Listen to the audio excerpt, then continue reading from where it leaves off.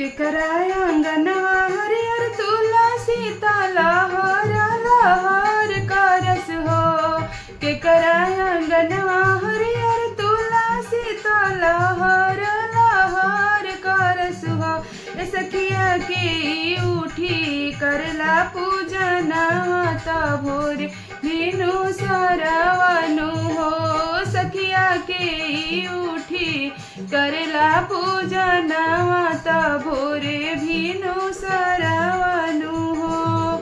राम अंगनवा हरियर तुलसी लहर लहर करस हो। राम अंगनवा हरियर तुलसी लहर लहर करस हो।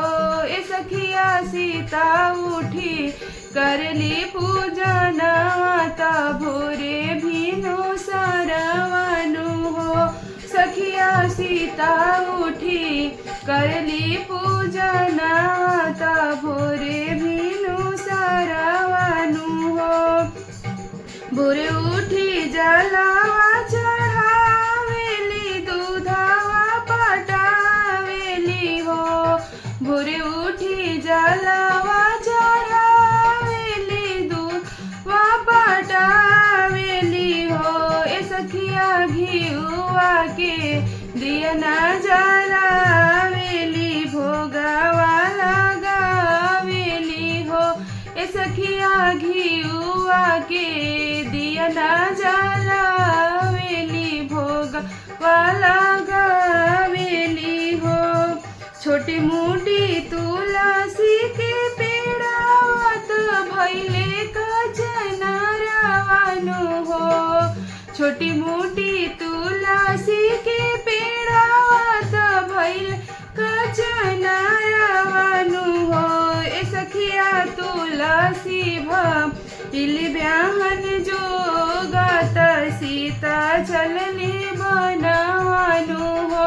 ए सखिया तुलसी भइल ब्याहन योगत सीता चलली बनवनु हो।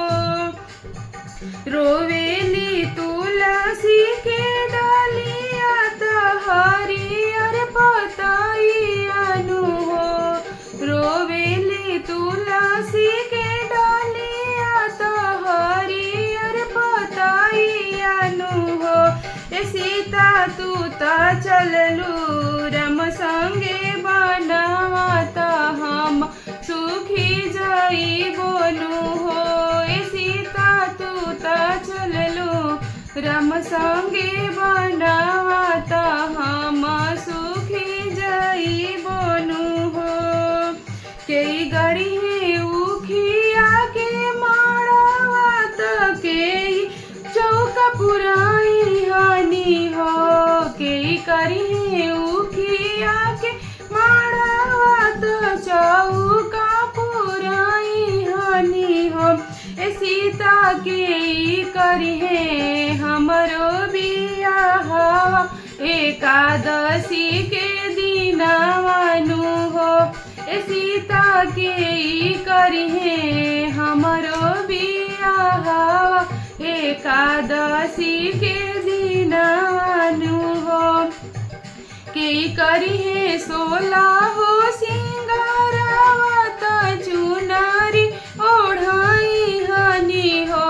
ए सीता के करी हरि संग ब्याहत सिंदूरा लगाई हानि हो।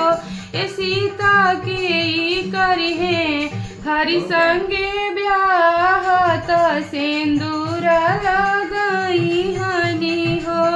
सासु गड़ी उखिया के मारवत चौका पुराई हानि हो।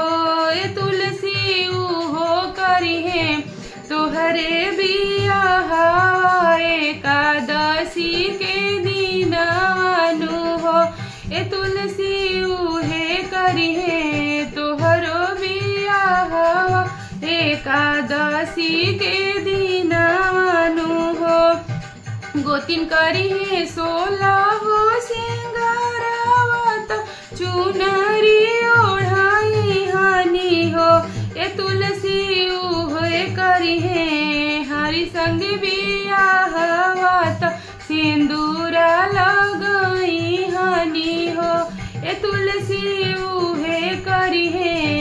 हरि संग ब्याहत सिंदूर लगई हनी हो के करायंगनावा में तुलसी लहर करे हो ए सखिया के ई उठी करेला पूजनवा त भोरे भीनु सरवनु हो ए सखिया के ई उठी करेला पूजनवा त भोरे भीनु सरवनु हो।